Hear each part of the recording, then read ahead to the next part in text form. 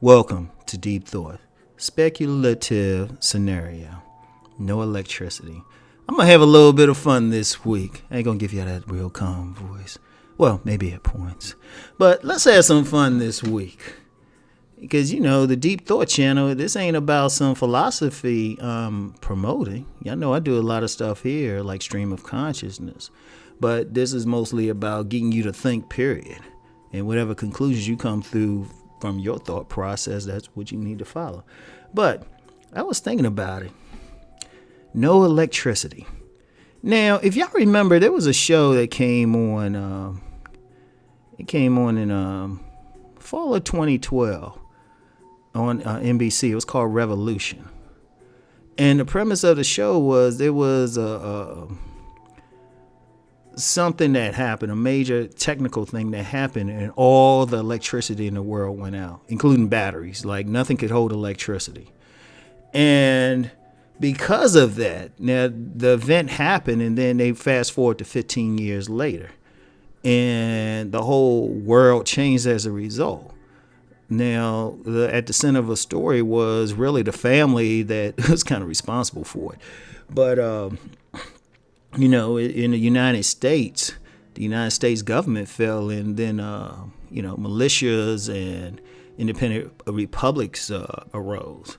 Like the major one in Revolution was called the Monroe Republic. And it was deep to the point because they didn't have electricity. They couldn't run some machines that at first now, they couldn't have machine guns. And they were fighting with swords and muskets and stuff. They changed that later on, but I think that was more or less just to make it more exciting. All of a sudden they popped up machine guns.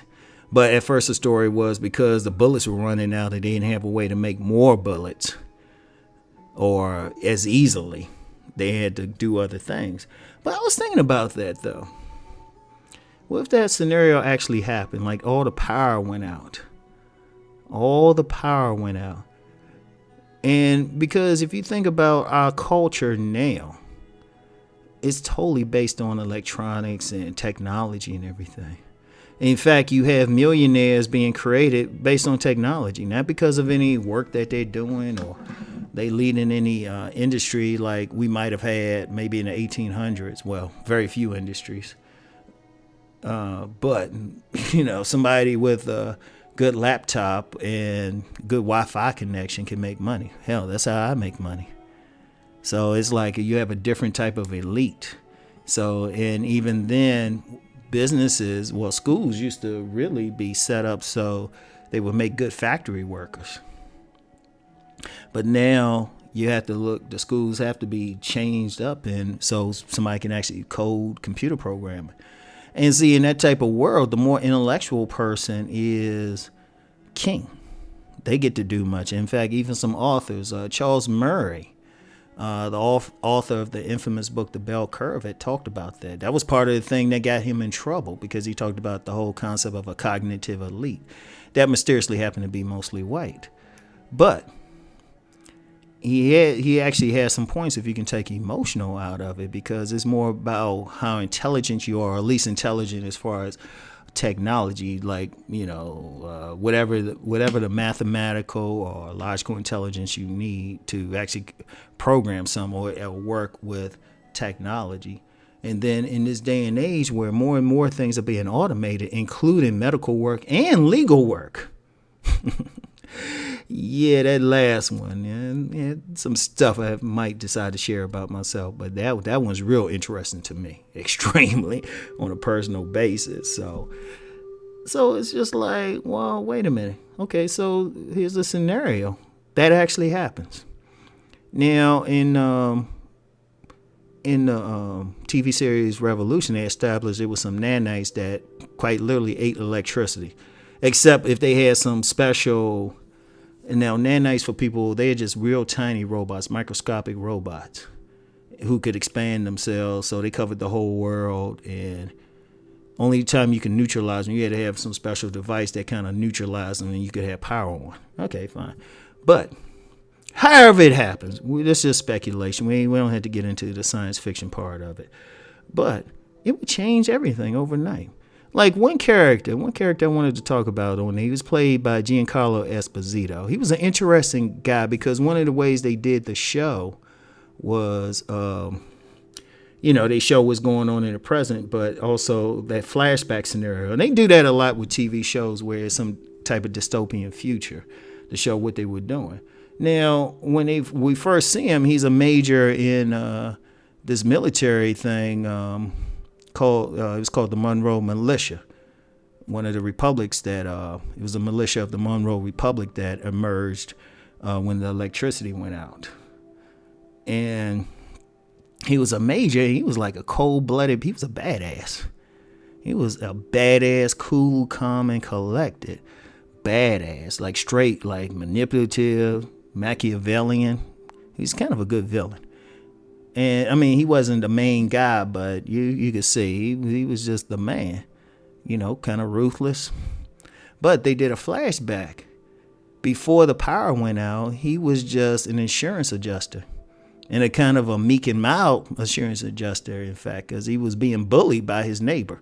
But then he had that underlying viciousness in him. Like he'd be bullied by his neighbor, then go in his basement and hit his bag or something. Apparently he was a boxer. He could fight.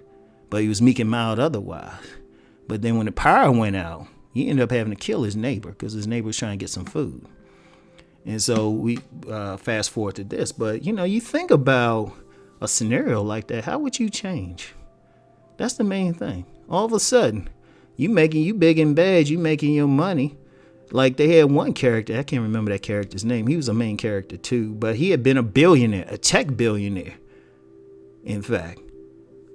But then as soon as that thing hit, all that money meant nothing. Because think about it, something like that hit, and most of our money is electronic anyway. We don't keep cash in anywhere. It was useless. And in fact, money in general will be useless unless there's a consensus on what's valuable. Now, in the series, they would say, if you had some gold or you had some diamonds, but that's still a consensus. It wouldn't mean as much. But then also, who would have that? Because in such a scenario, would the intellectuals be in charge? Would somebody be like, oh, you were a billionaire before, so we're going to still listen to you? Or even a politician? No, because one of the things they established, they started talking about what some of the guys men and characters did before the power. And they were like average dudes, most of them. Some might have been military, some might have been insurance executives. Like one captain had been just a corporate executive. One guy who was like a particularly vicious killer had been a librarian. It would change everything, and it would change the order, because all of a sudden, if that happened in the real world, all of a sudden that gang member or that for people who follow my main channel, that Pookie and Ray Ray type, all of a sudden might be the gang, might be the warlord, might be the dominant person. And in fact, even the currency at that point might become food and sex. Because both people need both.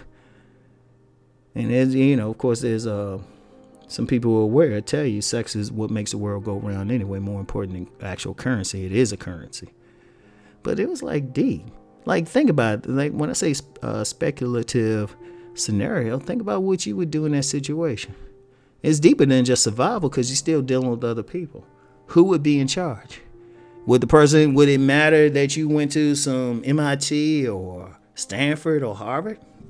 Or would it matter that you're a vicious ass killer? Maybe the person who becomes the most powerful is the farmer who got a bunch of food and animals and meats and stuff, and then make a deal with somebody to protect all of that. That might be the most powerful person. In fact, that was a scenario in Revolution where the Monroe Militia, when they come to collect taxes, they just collecting food. Or guns too, but that's another story. So it's deep. It's deep. Think about it. Think about that whole thing. How would you respond if all the power went out. So that's all I have for today. I'll talk to y'all later. Peace and many blessings.